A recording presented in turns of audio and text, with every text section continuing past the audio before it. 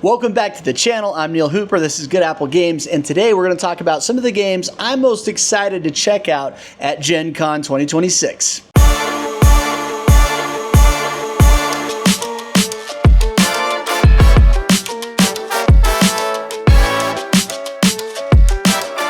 Okay, well, there's obviously a ton of games coming out at GenCON. There is every year, and we've got a lot to go through. Don't mind my new look, my temporary new look without glasses. I went camping recently, and they got destroyed, so I'm waiting for a new pair to come in the mail. Shout out to Zenny Optical for affordable glasses. Anyway, GenCon's going to be amazing. There's so many great games, and these are just a few games that I'm really going to prioritize checking out. I tried to make a list of games that are actually going to be available to purchase. I know there's a lot of really cool games I'm excited about, but if they're only a demo, then I left them off the list. And again, to the best of my knowledge, these games are all available to purchase. So I'm going to do my top 5 and then some honorable mentions. And first up is Everdell Emerland. I have seen this game in person one time, and I think they were demoing it last year at GenCon. We're a huge fan of Everdell in our family, and I love the worker placement, the engine building. It's just a beautiful game, and the art's amazing. And this is just an awesome jungle-themed version of Everdell, but it's got some really cool mechanical twists too.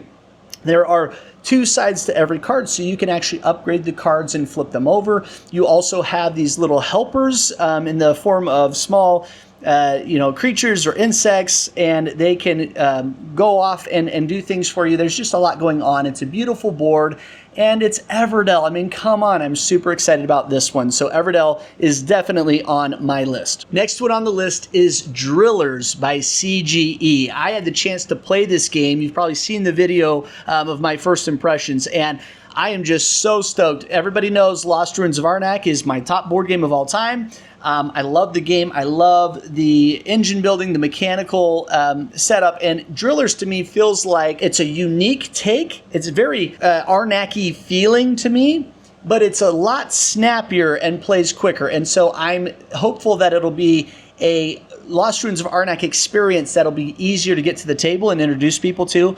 I love the mechanic of drilling down, getting the gems, but then having to resurface to sell what you find. The art's awesome, and you got these cool minifigures for the Drillers. It's just a cool game, and I'm really excited to pick this one up. So that is Drillers by CGE.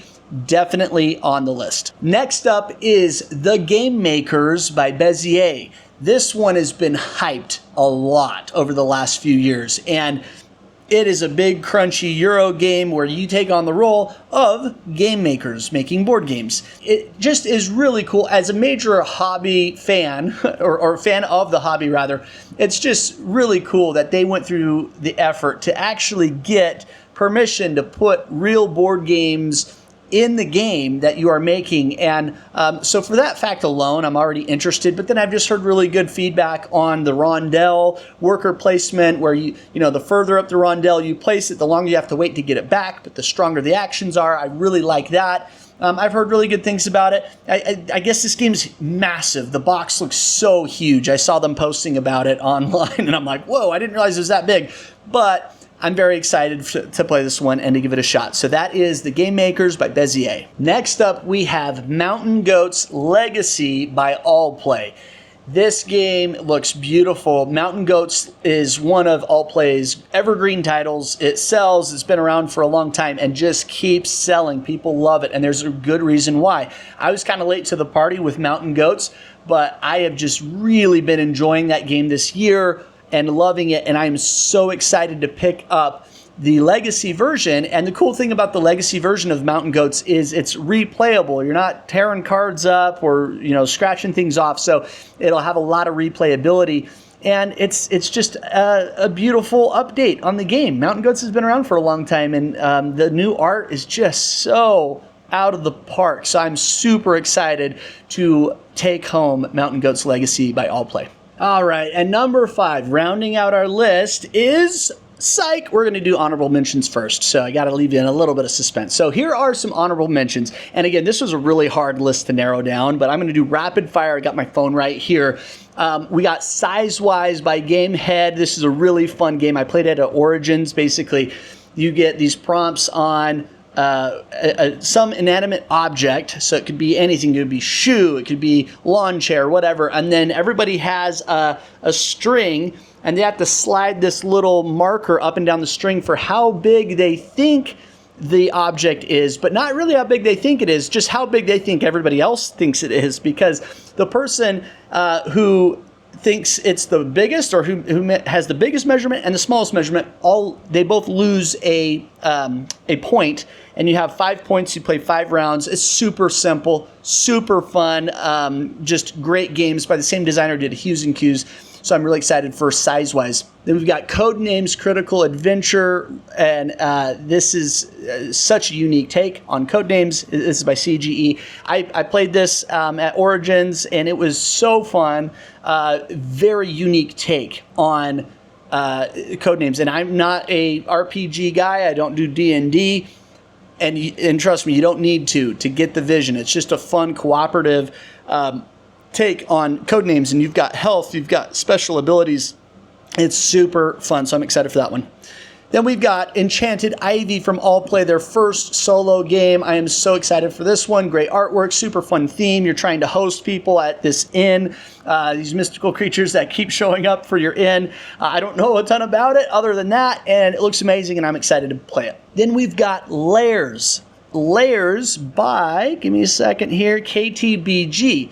I've just heard glowing reviews on the game, so if that one is there and I'm feeling reckless, I'll probably pick it up too. We've got Gold Country, which is a Reiner Knizia design from Bitewing Games. This is a market manipulation, Gold Rush themed game. It just looks awesome. Bitewing is just killing it. They've got some great games coming out, and I'm really excited for this one. A big Reiner Knizia fan too, so that helps.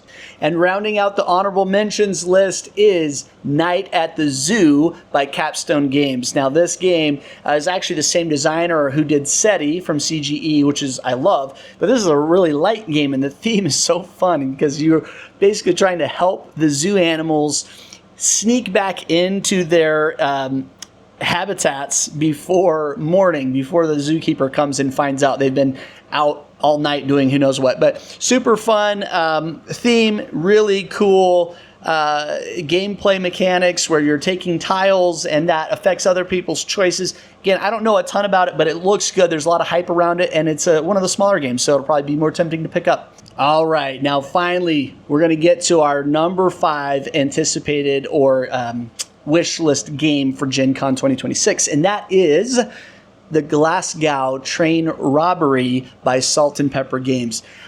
This game looks incredible, and a cooperative heist game with beautiful art, and Salt and Pepper is a great company. I really trust them to give a solid experience. They've really developed their games well. So I am very excited for this one. It's kind of a unique game. I don't think I have any cooperative heist-themed games in our library, so would be excited to pick that one up. But yeah, that one looks really cool, and it's kind of got this like old school art style, kind of like spy or noir kind of theme going, and it just looks awesome. So I'm really excited for that one. I heard some good things about it, and so there you have it. There is our top 5 games on our wish list for GenCON 2026.